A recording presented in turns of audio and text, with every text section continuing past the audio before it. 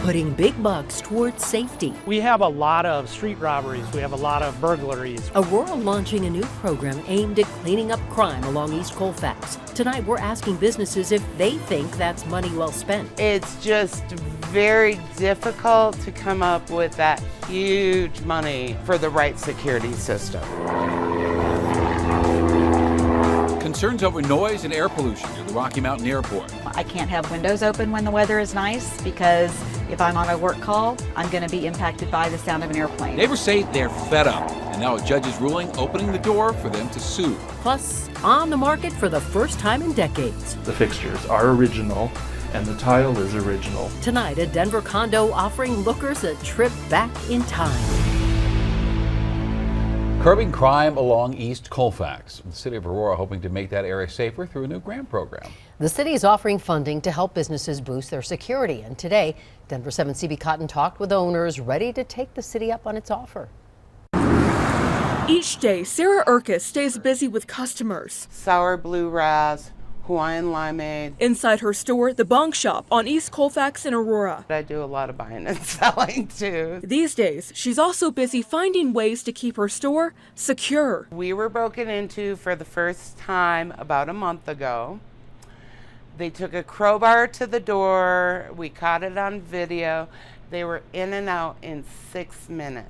In that short time, the thief was able to get away with about $2,000 of merchandise. We're all trying to pay our bills too, and all this is affecting, it's all rolling downhill. It's affecting us all. But help to fight crime is on the way. The city will give out $500,000 in $10,000 grants to businesses along Colfax Avenue between Yosemite and Peoria and 14th and 16th Avenues. Store owners like Urkis can apply come Monday. I believe we will be trying to get some help with the security. The money is being pulled from the federal aid the city received during the pandemic. Business owners can install new cameras, lighting, alarms, and the installation will be done by city-approved contractors. I feel like some of the businesses have left because it's too dangerous. We have a lot of street robberies. We have a lot of burglaries. We have a lot of assaults.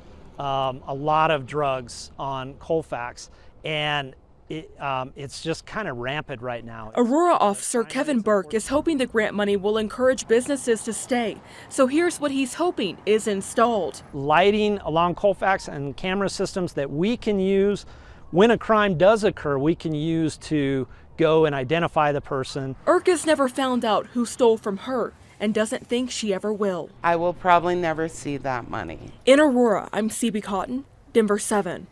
And the push in Aurora comes as President Biden renews his call for communities across the country to use funding from the American Rescue Plan to keep our streets safe.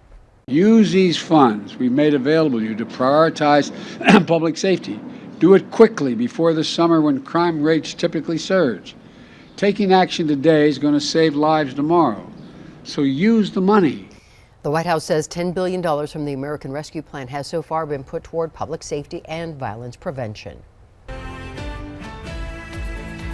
Well, Denver is raising its COVID community level now to medium as the city sees an increase in cases. The city says cases per 100,000 people now exceed 200, so it's shifting the level from low to medium.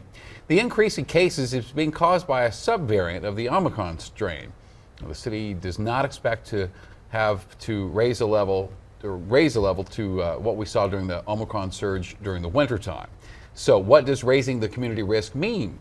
Well, Denver says if you are at high risk for severe illness, you should talk to a doctor about whether you need to wear a mask or take other precautions. You should also stay up to date with your COVID vaccines and get tested if you have symptoms. And it's not just Denver seeing COVID cases on the way up. Boulder County, Mineral County, and Southwest Colorado also raising their COVID levels to medium.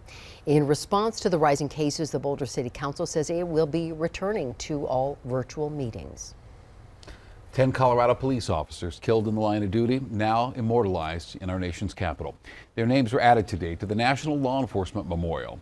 And among those recognized, Boulder police officer Eric Talley and Arvada police officer Gordon Beasley.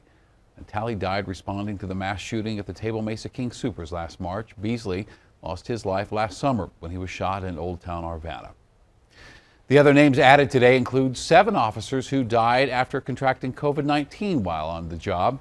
Mesa County Sergeant Stephen Weiler, Aurora police officer Eric Scherer, Doug Co-Deputy Joseph Pollock, Elbert County Deputy Clay Livingston, Windsor Police Officer Ty Powell, and Denver Sheriff's Deputies Daniel Trujillo and James Herrera. Arapahoe County Deputy Charles Wilcox, who died in 1899, also was added today. Evacuation orders have been lifted for residents near Durango, but they are still on pre-evacuation alert tonight. La Plata County says the Ute Pass fire started around 4 this afternoon, burning northeast of Durango between Horse Gulch and Ute Pass. 30 acres burned, but crews have been able to slow the threat. And at one point, 60 homes had been ordered to evacuate. The cause of this fire is still under investigation. Meanwhile, more than 200 firefighters tonight are on scene battling the High Park fire in Teller County.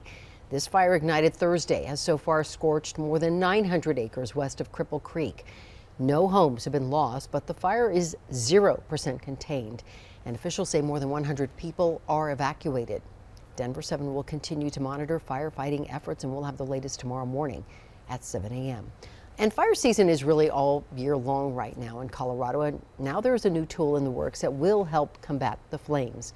This $24 million chopper, known as the Firehawk, is Colorado's first. It's capable of carrying 1,000 gallons of water at a time while transporting up to 12 firefighters to any fire emergency. We'll add mission essential equipment, different types of radios and things so that the crews in the aircraft can communicate with the firefighters on the ground, mapping systems, different types of lights and things along those lines. The mission now is to finish constructing the Firehawk as quickly as possible. That's expected to be complete by the end of the year, and then it will be transferred over to the State Department of Public Safety, and from there, fire crews will start training in the aircraft before it's put into use. That could happen midway through next year. Authorities now say one person was killed when her mobile home caught fire in Colorado Springs. The El Paso County coroner has not identified the woman, but her mobile home was one of 8 destroyed Thursday as these dry, gusty conditions helped spread the flames from home to home. A high school English teacher is on administrative leave tonight after joining students in a walkout. Now, dozens of Denver North High School students walked out of class today in protest of the school's decision not to renew the contract of Tim Hernandez. Hernandez, who joined the walkout, says he was told he was not rehired because he didn't interview well, despite holding this job for more than a year. But he believes the real reason is because he's outspoken on equity issues. The leaders of my school have labeled me as divisive and disruptive. The principal of my school has called me aggressive and attacking, coded language that is hurtful and detrimental to men of color. Now, despite joining the protest, Hernandez says he did not encourage students to leave class. In a statement to Denver 7, DPS did not provide a reason for putting Hernandez on leave because, quote, it does not discuss specific personnel decisions. Broncos receiver Jeudy is out of the Arapahoe County Jail tonight, one day after his arrest for tampering with a domestic violence enhancer. Now, Jeudy was booked after investigators say he refused to give back items to the mother of his 1-month-old child. There was no physical violence. Before a judge today, the woman asked for charges to be dropped. And we heard from Jeudy's attorney, who says he should have never been charged or have spent last night in jail. I think it was extreme because I don't believe a crime has been committed. I don't believe my client did anything that would rise to the level of a crime, and having someone spend the night in jail because we have this, quote, moniker of domestic violence, unquote, that is too broad, applies without any kind of discreetness, which should have been applied here. Jeudy is scheduled to appear in court again on May 31st. Well, for years, people living near Rocky Mountain Airport in Broomfield have complained about the increase in air traffic noise and air pollution. And now a recent ruling from a Colorado judge is opening up the potential for lawsuits from homeowners. Denver 7's Rob Harris talked to neighbors who say they are fed up. It is literally loud enough to impact the ability to have a conversation in my house. And they fly over, it can be every few minutes. There you go. Rachel Stanton and her family moved to the Rock Creek neighborhood in Superior 5 years ago. She says they were ready to deal with some noise from the nearby Rocky Mountain Metropolitan Airport. We all, understood that when we moved here. And it's not that anyone wants to totally, eliminate all of that, but we want to see more controls and limitations on the amount of traffic that comes over this neighborhood. But the bigger issue is I'm concerned about the risk, the safety risk of having airplanes, small planes by people in training coming over our homes and business. Stanton says the amount of noise and disruption has her second guessing the home she chose. And she's not alone. I just said, there's only one thing we can do, and that's to change our location. Mark Ricketson lived in the Boulder area for 20 years, but in 2020, he said he'd reached his limit. I got to the point where I said, you know what, nobody's listening. I was noticing constant, go for a walk, and there would be just a constant drone of aircraft over your head. The airport here has been open since 1960, but residents say the air traffic from it has greatly increased, especially in the last few years. And that's amid a nationwide shortage of pilots. Training new pilots has led to a huge increase in air traffic in the area, often including several loops around neighborhoods, as these flight diagrams show. If it was occasional, not a problem. When it's every 5 minutes, that becomes disruptive. A Boulder County District Court judge recently ruled in favor of the Rock Creek Master Homeowners Association, which is sued over noise violations. The ruling opens the door for individual homeowners to now sue as well. Jefferson County has appealed the ruling, as has the HOA, wanting the judge to go further and include more homes. On a day like this, I would want to have my windows open, and it's hard to have my windows open on a beautiful spring day because there's continuous airplane noise. For Denver 7, I'm Rob Harris. Denver 7 reached out to the Rocky Mountain Metropolitan Airport and Jefferson County. We tried to get comment. We have not yet heard back. Just a perfect day today with temperatures in the middle 70s, warmer for the weekend, and there's some rain in the extended forecast.